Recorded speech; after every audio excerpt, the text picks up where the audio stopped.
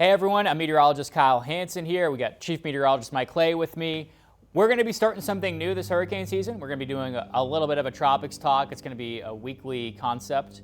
And first week of June, hurricane season starting off. And Mike, we've of course got this cluster of thunderstorms out in the northern Caribbean into the parts of southern Florida.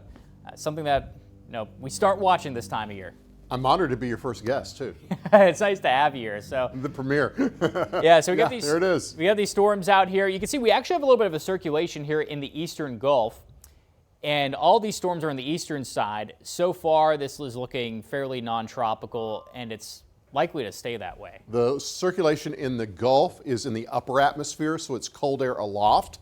So that's not what you need for tropical systems to form. And so because it's cold air aloft, it's causing a lot of thunderstorms. When the air is colder aloft, it causes lift in the atmosphere, and that creates the thunderstorms. But that's not what you need for tropical systems. Yeah, and this time of year, of course, the water's still getting warmed up. So as this moves north into the Carolina coast, it'll be in the Carolina coast probably around Thursday, Friday time frame. Likely to stay non-tropical, but there's just a very small chance that this could become maybe a subtropical system as it gets close to the coast. But in any case, as we head into Saturday, there's going to be a low coming in from the Midwest that's going to pretty much absorb it. I think as far as the impacts go for the Carolina coast, maybe just a little bit of rain out of this. So some red sunsets and sunrises with the dust in the air. Yes, we got some dust around, a lot of good portion of Florida, tomorrow, Wednesday, or if you're watching this in the future, of course, it could be today. Wednesday, Thursday, Friday, we'll have some dust around. That's also something, Mike, that can at least temper tropical activity a bit here. Saharan dust is most common early in the season, and that's why it's hard to get a system early in the season, because these big areas of dust are coming off of Africa, off the deserts, and they're crossing the entire ocean and coming up towards the United States from time to time.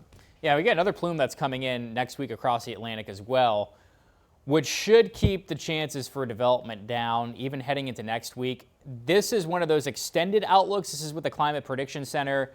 They're going more towards the Pacific for development. That's just June 11th through the 17th. But there is a slight chance that southwestern Gulf Bay of Campeche, western Caribbean, could see maybe some development. But Mike, you and I have been watching the models, and it looks like most of this is just going to stay west. Yeah, the Climate Prediction Center every week does a long-range outlook, way out in the tropics, way out into the future.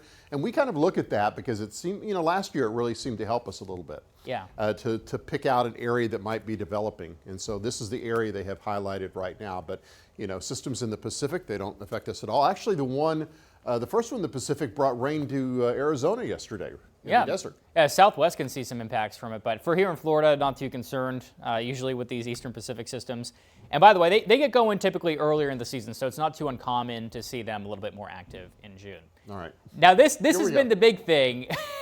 This is the GFS model. For those of you who have been cruising social media, even probably on YouTube as well, you can see that this was the model. This was GFS on Friday, the top image right here. It was putting a hurricane on June 9th, 10th time frame in South Florida.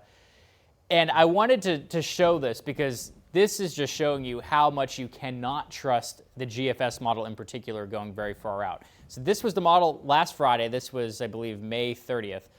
And then you go to June 1st or 2nd, June 2nd model, and it showed pretty much nothing at that same time frame, just completely empty Gulf and around Florida. So this is something that you have to be very careful about because, Mike, we saw this a lot last year and in years past where the GFS almost constantly has a hurricane 10 plus days out or maybe 8, 9 plus days out, especially originating down in the Caribbean, and it usually just ends up not happening. The GFS model, the American model, sees thunderstorms that form down towards South America and it overproduces them. So it kind of feeds back on itself. And it overproduces, and then next thing you know, it spins up a tropical cyclone and it moves it north.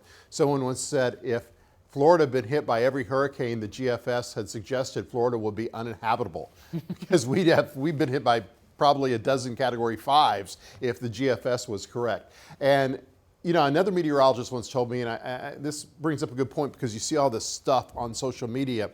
He said, well, the GFS is usually pretty accurate out to about 200 hours. And in this post, this was 258 hours. He goes, the GFS, he goes, you shouldn't even be using it past that anyway. And I was like, yeah, you have a good point. Just because it goes to 340, how many hours? Yeah, 380. 380 hours, doesn't mean you should be using it. If you know it's going to be pretty good for the next 5 or 6 days, that's fine. 7 days, 8 days, that's fine.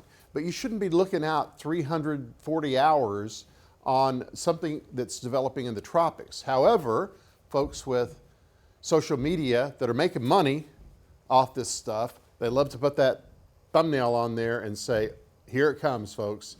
Gets your click, you may click on it, and then the first thing they say is, this is nothing to worry about. Yeah.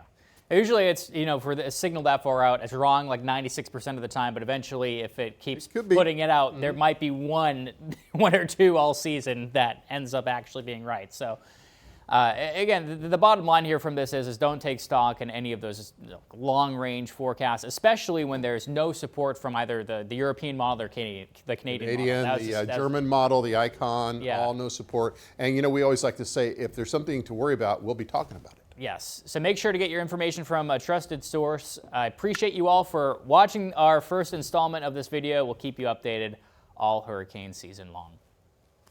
Thanks for watching our YouTube channel. For more stories in your community, click the subscribe button here. You can also download the Spectrum News app or watch us on TV for the latest information, balanced coverage, weather updates every 10 minutes, and more. We'll see you then.